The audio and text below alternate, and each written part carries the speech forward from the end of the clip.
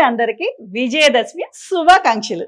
ఈ నవరాత్రుల టైంలో నేను ఒక చిన్న మేక్ ఓవర్ చేసి చూపిద్దాం అనుకుంటున్నాను. 9 రోజులు అమ్మవారు 9 రకాలైన రూపాల్లో మనకి దర్శనం ఇస్తారు.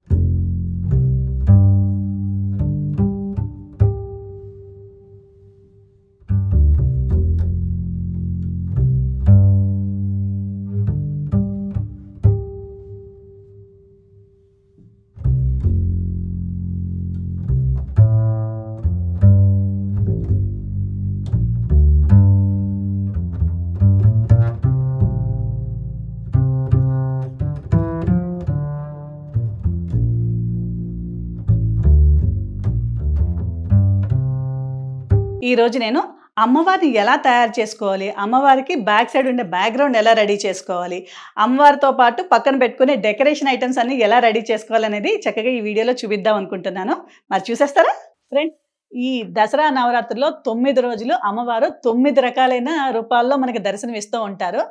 అటువంటి అమ్మవారిలో మనం చక్కగా దుర్గాదేవి అవతారాన్ని ఎలా రెడీ చేయాలనేది ఇప్పుడు నేను చేసి చూపించబోతున్నాను. దుర్గాదేవి అవతారమే కాకుండా ఆవిడకి మనం బ్యాక్గ్రౌండ్ ఏమేమి వేసుకుంటాము, బ్యాక్గ్రౌండ్ డెకరేషను, దాంతోపాటు మన కింద పెట్టుకునే ఐటమ్స్, డెకరేషన్ ఐటమ్స్ ఏమేమి రెడీ చేసుకుంటాం అనేది చక్కగా నేను రెడీ చేసుకుంటున్నాను. నాతో పాటు మీకు కూడా చూపించేస్తాను.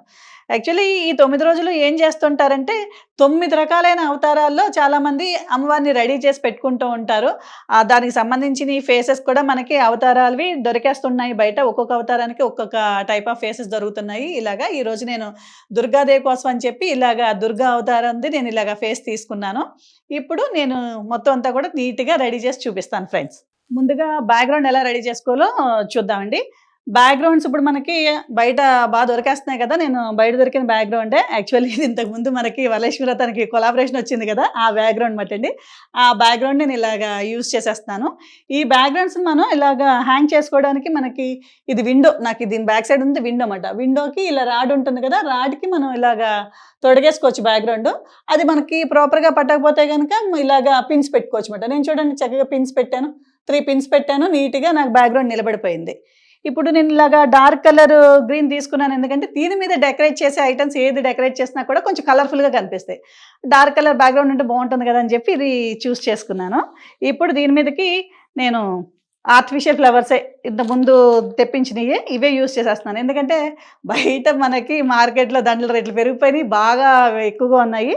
అయినా బ్యాక్గ్రౌండ్ మనకి 9 డేస్ ఉండాలంటే ఇలాంటి ప్లాస్టిక్ వేసుకున్నామంటే 9 డేస్ మనకు ఆగుతాయి. ఇప్పుడు ఈ దండలకి మనకి పెట్టుకోవడానికి అని చెప్పి మనకి మార్కెట్లో ఇలాంటి ఎస్ హుక్స్ దొరుకుతాయి అన్నమాట అండి. చూసారు కదా హుక్ ఎలా ఉందో, మనకి హుక్ ఎస్ ఇలాగా ఎస్ టైప్లో ఉంది కదా.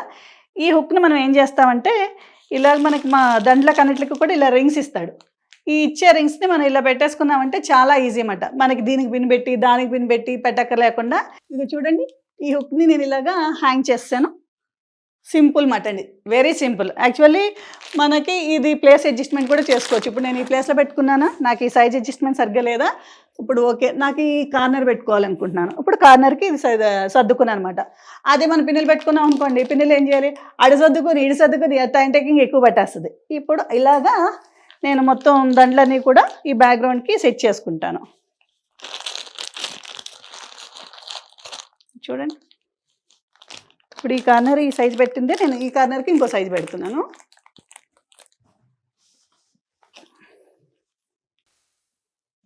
ఇలాగా సింపుల్గా హ్యాంగ్ చేసేసుకోవడం.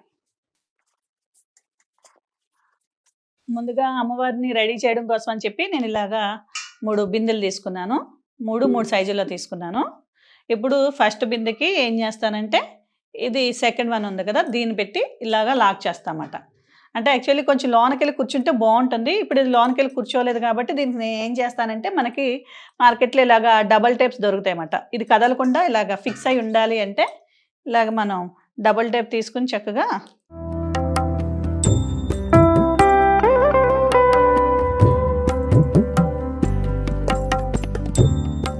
ఇలా లాక్ చేసి ఉండటం వల్ల మనం సారీ కట్టిన తర్వాత కదలకుండా ఉంటుందన్నమాట. మనకి ఇవి కింద బింది కదిలిపోతుందేమో అన్న డౌట్ లేకుండా ఉండడం కోసం ఇట్స్ ఎ స్మాల్ టిప్.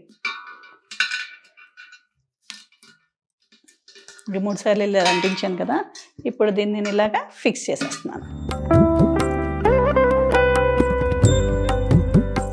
ఇప్పుడు కదలదన్నమాట మనకి. నెక్స్ట్ మూడో చెంబు ఇదిగో కలసం మాట అండి.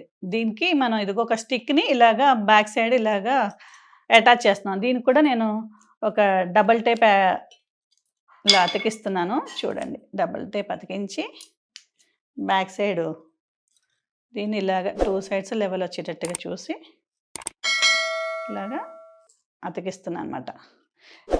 చూసారా? ఇప్పుడు దీంట్లో నేను ఏం చేస్తానంటే బియ్యం పోసుకుంటాను. కలసంలో మనం వాటర్ గాని, బియ్యం గాని పోసుకుంటాం గదా! నేను ఇలాగా బియ్యం పోస్తున్నా.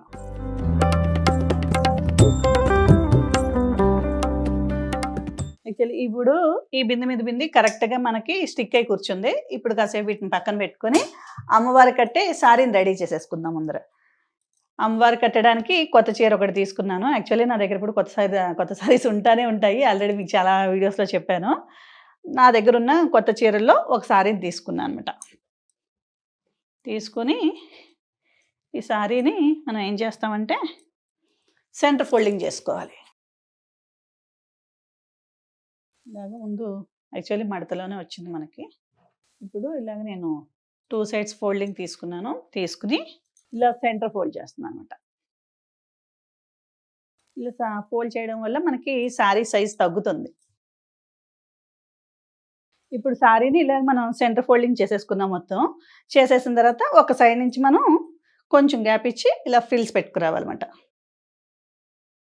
మొత్తం సారీ అంతా కూడా ఇలా ఫ్రిల్స్ చేసుకోవాలి.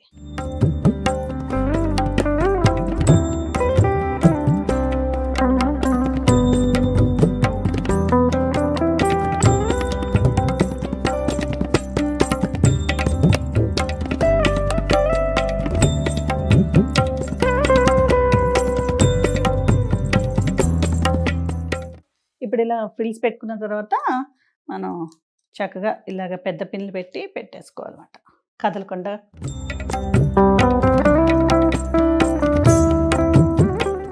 చూసారా? ఫ్రిల్స్ వచ్చినాయి. ఇప్పుడు మనం బిందెలు 2 రెడీ చేసాం కదా! చక్కగా అమ్మవారిని నేను ఈ స్టూల్ మీద పెడదాం అనుకుంటున్నాను. దానికోసం అని చెప్పి డైరెక్ట్ దీని మీద పెట్టే సారీ కడుతున్నాను. ఇక్కడ మనం సైజ్ చూసుకోవాలన్నమాట. ఆ సైజ్ చూసుకొని ఈ సైజ్ ప్రకారం ఈ బ్యాక్ సైడ్ ఫోల్డ్ చేసుకుంటే కరెక్ట్‌గా ఉంటుంది మనకి. ఇప్పుడు ఈ క్లిప్స్ తీసేసేసి మనం కుర్చీలు అడ్జస్ట్ చేసుకోవాలన్నమాట. అమ్మవారికి కుర్చీలు ప్రాపర్‌గా వచ్చినాయా లేదా అనేది చూసుకొని అడ్జస్ట్ చేసుకొని ఇటు నుంచి కూడా ఒక చెంగుని ఇటు తీసుకుంటున్నాం మనం. తీసుకొని ఇటు నుంచి ఒకటి ఇంగో ఈ పక్కన బ్యాలెన్స్ మన చెంగు ఉంది కదా! దాన్ని తీసుకుని బ్యాక్ సైడ్ మనం ఇలా ఫోల్డ్ చేసేసుకుంటాం అన్నమాట.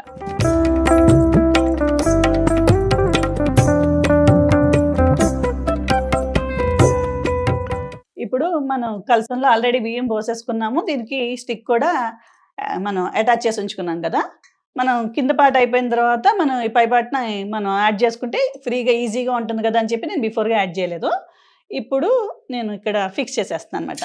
కలసాన్ని ఫిక్స్ చేసి దీని మీద ఇప్పుడు నేను ఇదిగో కొబ్బరికాయ పెట్టేస్తున్నా. పెట్టిన తర్వాత ఇప్పుడు అప్పర్ పార్ట్ కూడా మనం క్లోజ్ చేయాలి కదా! దీన్ని నీట్‌గా మనం కుర్చీలు పోసుకోవాలి. ఇప్పుడు చూడండి. దీన్ని కూడా కొంచెం బాగా చిన్నవి పోసుకుంటే బాగుంటుంది కుర్చీల్లో. ఇక్కడ కిందకి వచ్చేటప్పటికి కొంచెం మనం సారీ కట్టుకున్నప్పుడు పెట్టుకొని అంత కుర్చీలు పెట్టుకున్నాము. పైకి వచ్చేటప్పటికి బాగా చిన్నవి పెడుతున్నాను అనమాట. మనకి ఎంత చిన్నగా వస్తే అంత చిన్నగా మనకి ఈవెన్‌గా వచ్చేటట్టుగా కుర్చీలని ఇలా సర్దుకోవాలి. సర్దుకొని దీన్ని కూడా ఒక పిన్ వేసేస్తున్నాను కదలకుండా.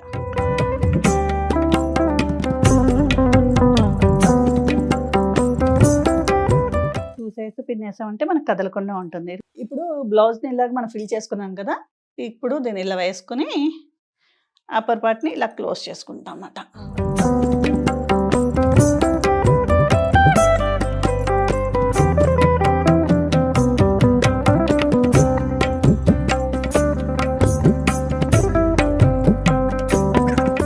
ఇప్పుడు అమ్మవారి ఫేస్ పెడుతున్నానన్నమాట. యాక్చువల్లీ బిఫోర్‌గానే పెట్టేసుకుంటారు ఫేసు. నేను ఇదంతా ప్రాపర్‌గా రెడీ అయిన తర్వాత ఫేస్ పెడదామని చెప్పి ఫేస్‌ని కొంచెం సేపు ఆపానన్నమాట. ఇప్పుడు మనం చక్కగా ఇలా కలసానికి ఇటు సైడు ఫేస్‌కి మనకి 2 హోల్స్ ఇచ్చారు. దానికి మనం దారం కట్టుకొని మనం కొబ్బరికాయ కట్టేసుకోవడమే. చూసారా ఎంత సింపుల్‌గా ఉందో కొబ్బరికాయ కట్టుకోవడం.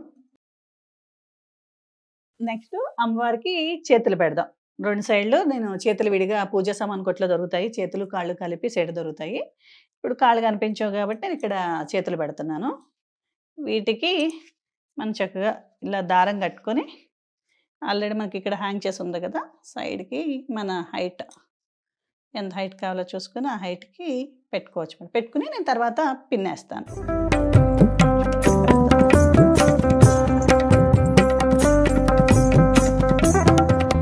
ఇప్పుడు అమ్మవారికి జడ కావాలి కదా! అందుకని చెప్పి నేను కొత్తది సవరం తీసుకున్నాను. ఇంట్లో వాడిన సవరాలు పెట్టకూడదు కాబట్టి. ఇది బయట ఫ్యాన్సీ షాప్‌లోకెళ్ళి తీసుకున్నాను. జడ ముందే అల్లేస్తున్నాను నేనిక్కడ. చక్కగా సవరాన్ని ఇలా జడ అల్లేసి టైట్‌గాని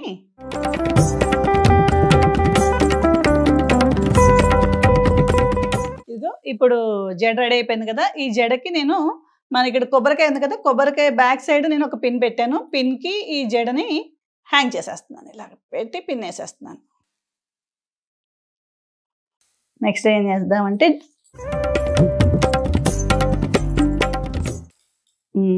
జ్యువెలరీ ఏద్దాం అమ్మవారికి. ఈ జ్యువెలరీ మాత్రం నా జ్యువెలరీ ఏసేస్తున్నాను.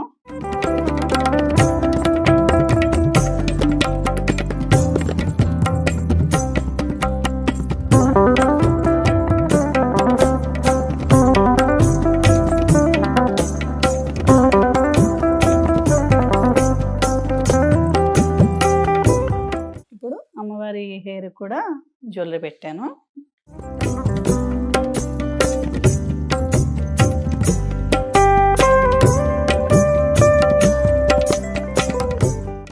ఇప్పుడు మనం జ్యువెలరీ కూడా ఏసేసాం కాబట్టి అమ్మవారికి నెక్స్ట్ మనం మాలేద్దాం. ఇప్పుడు ఫైనల్ ఫినిషింగ్ అమ్మవారికి దండేస్తున్నాను నేను. ఇదిగో చూడండి. మా దుర్గాదేవి అమ్మవారు రెడీ అయిపోయారు. ఇప్పుడు చుట్టూ డెకరేషన్ చేయాలి. అమ్మవారికి ట్రెడిషనల్‌గా చక్కగా ఇగో నేను జాడీల్లో పెట్టా. ఇలా జాడీ ఏసి జాడీలో అరటి పెట్టానమాట. ఇది అటొకటి ఇటొకటి పెట్టేద్దాం. పెట్టి కొంచెం ట్రెడిషనల్ లుక్ కోసం నెక్స్ట్ మనం ఫ్లవర్స్ అవి పెట్టి డెకరేట్ చేద్దాం. నెక్స్ట్ ఆల్రెడీ ఒక జాడీల్లో 2 బ్లూ కలర్ జాడీల్లోకి ఇలాగా అరటి పెట్టుకున్నాను కదా! నెక్స్ట్ ఇంకొక 2 జాడీలు తీసుకున్నాను. వీటిలోకి ఏమి డెకరేట్ చేస్తున్నానంటే ఇంక బంతిపూలు ఉంటాయి కదా! నేను బంతిపూలన్నీ కూడా లూజే తీసుకున్నాను అనమాట అండి. దండలేం కట్టించలేదు. మన డెకరేషన్ తగ్గట్టుగా దండ ఎక్కడ కావాలంటే అక్కడ గుచ్చుకుందామని. ఇప్పుడు నేను ఈ మనకి కొబ్బరి పుల్లలు ఉంటాయి కదా! కొబ్బరి పుల్లలకి నేను ఇలాగా బంతిపూలు గుచ్చాను. ఒక 4 పుల్లలకి బంతిపూలు గుచ్చాను. వీటిని నేను ఎలా డెకరేట్ చేస్తున్నానంటే ఇవి జాడీలో కొంచెం పేపర్ నొక్కానమాట అండి. డైరెక్ట్‌గా మనం ఇలా జాడీలో నిలబెట్టామంటే ఈ వెయిట్‌కి ఇలా బెండ్ అయిపోతాయి. దానికోసం అని చెప్పి నేను ఒక ఇదిగో పేపర్ ఫిల్ చేశాను. పేపర్ ఫిల్ చేసి దాంట్లోకి చక్కగా ఇలా గుచ్చేస్తున్నాను అన్నమాట అండి.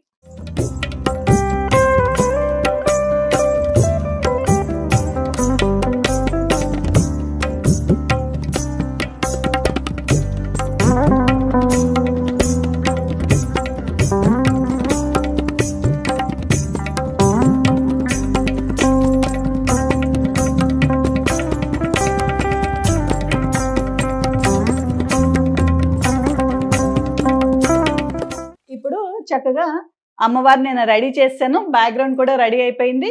కింద ఈ ప్లేస్‌మెంట్ అంతా కూడా నీట్‌గా నేను లూజ్ ఫ్లవర్స్ తీసుకొచ్చాను కదా! ఆ ఫ్లవర్స్ పెట్టి నాకు తెలిసినంత వరకు చక్కగా డెకరేట్ చేసేసాను. నేను కూడా ఇప్పుడు రెడీ అయ్యి వచ్చేసాననుకోండి అమ్మవారికి చక్కగా పూజ చేసేసుకోవచ్చు. ఓకేనా? నేను రెడీ చేసి వస్తాను.